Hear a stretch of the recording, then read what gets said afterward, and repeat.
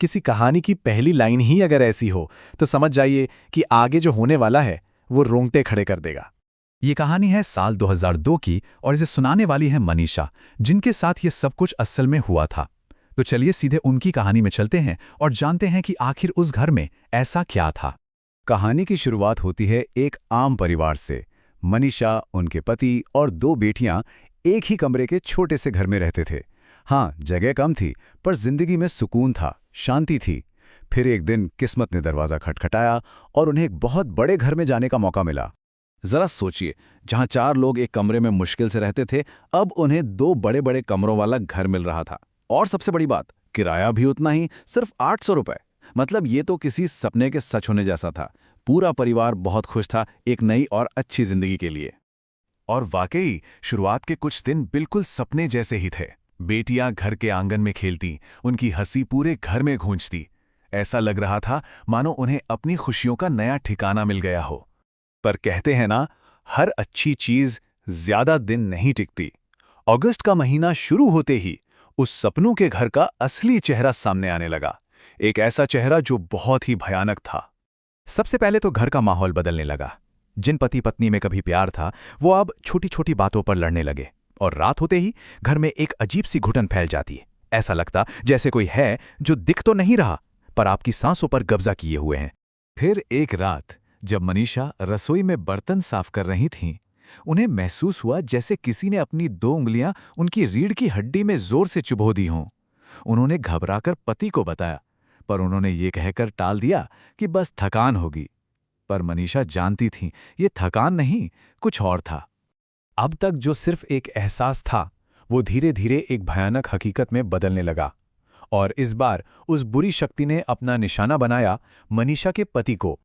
हर रात एक नया खौफ लेकर आती। पहली रात को मनीषा के पति बाहर अंधेरे में खड़े होकर अजीब अजीब इशारे करने लगे। अगली रात वो एक अजीब सी बदली हुई आवाज में मनीषा को पुकारने लगे। तीसरी रात तो वो घर के पीछे उस नाले के पास खड़े थे जहां जाने का कोई रास्ता ही नहीं था। और चौथी रात वो उसी नाले में खड़े होकर रो रहे थे और फिर अचानक उनकी रोने की आवाज एक ठंडी, डरावनी हंसी में बदल गई। वो आवाज उनके पति की थी, पर शब्द उनके नहीं थे। कोई था जो उनके शरीर का इस्तेमाल करके मनीषा को बाहर उस अंधेरे में बुला रहा था, बस एक बार। सबसे डरावनी बात यह थी कि सुबह होने पर उनके पति को रात का कुछ भी याद नहीं रहता था।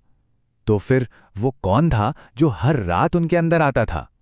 ये सवाल मनीषा को अंदर ही अंदर खाए जा रहा था। जब उस शक्ति को समझ आ गया कि मनीषा बाहर नहीं आएगी, तो उसने अपना निशाना बदल दिया। अब उसका अगला टारगेट था परिवार का सबसे मासूम सदस्य, उनकी छोटी बेटी। और इसके बाद जो हुआ वो उस परिवार की जिंदगी की सबसे काली रात थी। उस भयानक रात से ठीक पहले मनीषा को लगातार 3 दिन तक एक ही सपना आया। वो सपने में खुद को बेबस पाती और सांपों की एक पूरी दीवार उनके शरीर पर चढ़ रही होती। और हर बार उनकी आंख ठीक सुबह के 3 बजे खुलती। ये आने वाले खतरे का एक इशारा था।